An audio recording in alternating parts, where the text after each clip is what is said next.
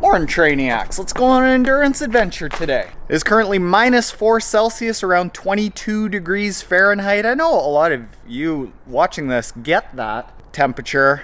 The only difference between you and I is that I refer to this temperature as nice and walk around outside in shirts that are like as thin as Kleenex. Perfectly fine. So we have a Team Trainiac Zwift ride that we do every Thursday coming up right now. It's open to everyone. You all should join. They're not too hard despite what you're about to see.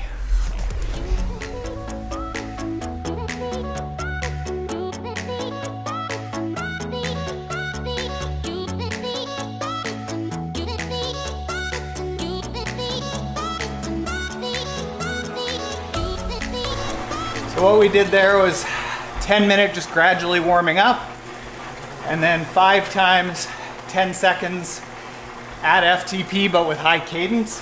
I just did the last one. 50 seconds rest in between those to turn on the muscles.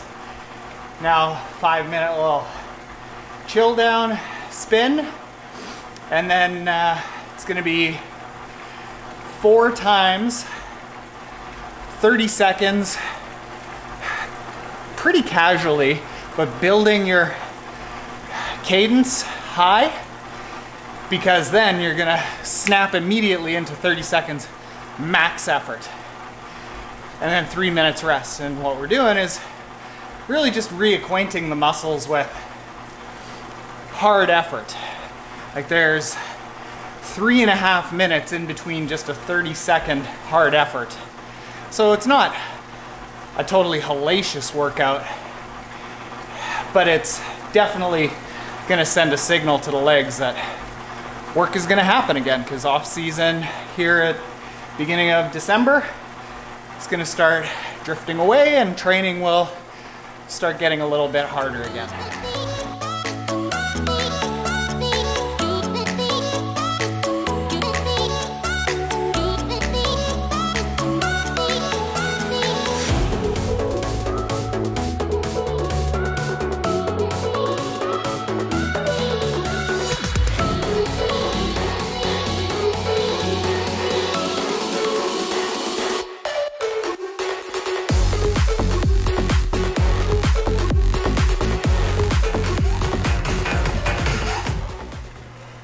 Whoa!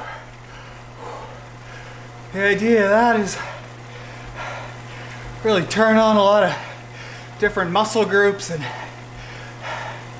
and gain access to like unlocking speed to make it easier, so that when more intervals come in the future, like where instead of doing 4 times 30 seconds, we're doing 30 times 30 seconds at a lower power, it's a lot easier. It actually wasn't awful because there's lots of rest between. Whew. Everyone was pretty quiet during that though, on the Zwift chat. All right, so some of you might know that I have been working on my health, doing a lot of testing, and we've just gone through a whole round of tests. I did a new oat test, which it tests toxins and neurotransmitter levels, and what else do? We did a hormone test, we did InsideTracker blood biomarker test. And we've got the data back for the InsideTracker test. I'm optimistic. So I just want to go through a couple of the things. Number one, vitamin D in the optimized zone. Back here, it wasn't. I take 5,000 IUs of vitamin D combined with vitamin K every single morning, because vitamin D is like, it's like a precursor to all hormones being good. So you need a really good base level of vitamin D. Being up here in winter, it's not going to happen from the sun.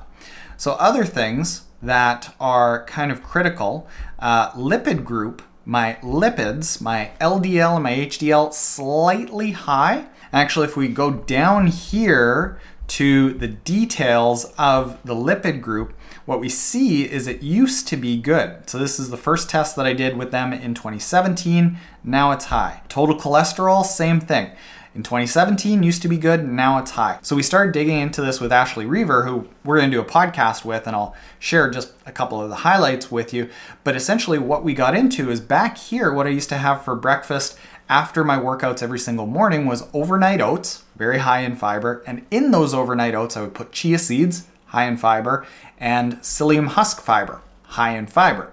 And that seems to be really good for modulating my total cholesterol. So that's one thing that we've got to look at. You see red for vitamin B. She actually said there's not a real huge downside to that.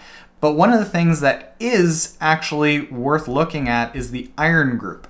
So if we go down, we can actually see that ferritin is fairly low. And what she said is that ferritin works in conjunction with iron, and that it's really critical to getting oxygen into your muscles. So actually functioning, doing that low zone 2 training, turning oxygen and glucose into ATP, energy.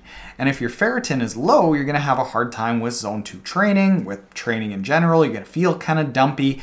So one of the ways that I am going to improve this is I'm gonna go get some liverwurst. I love liverwurst.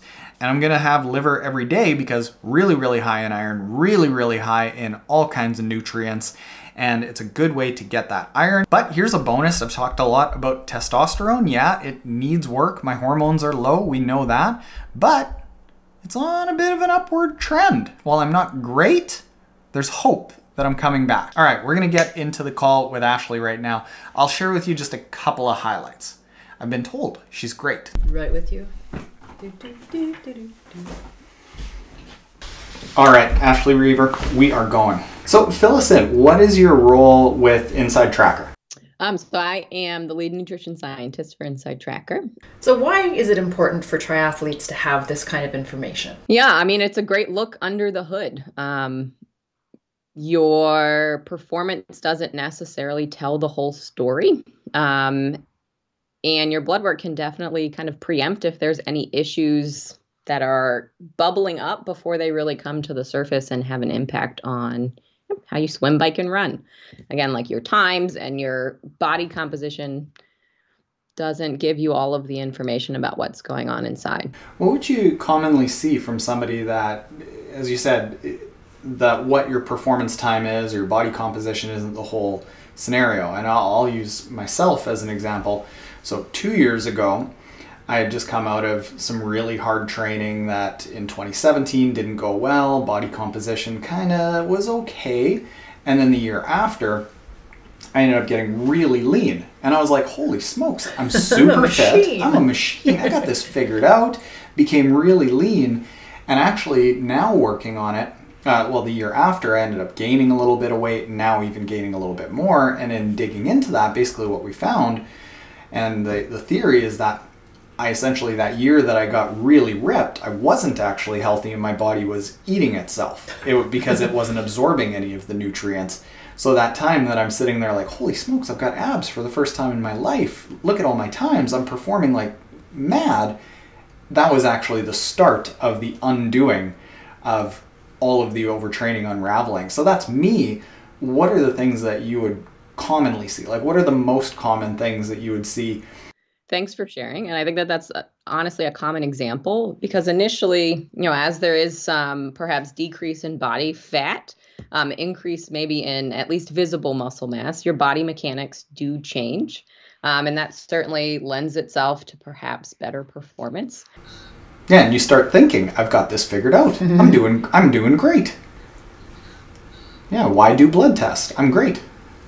Yeah, at some point though, those kind of decisions that were leading to those initial changes in beneficial performance, but changes in your body composition, if they continue, they can start to really, like you mentioned, start having a negative impact on, in particular, your muscle mass. I want to go back to the body composition thing that you were talking about, because we definitely hear from athletes who say, like, I'm my leanest ever, I look amazing. And women, then they'll follow it up by, but I don't have a menstrual cycle anymore. And so it sort of underscores what you said, where just because you look good doesn't necessarily mean things are working great under the hood.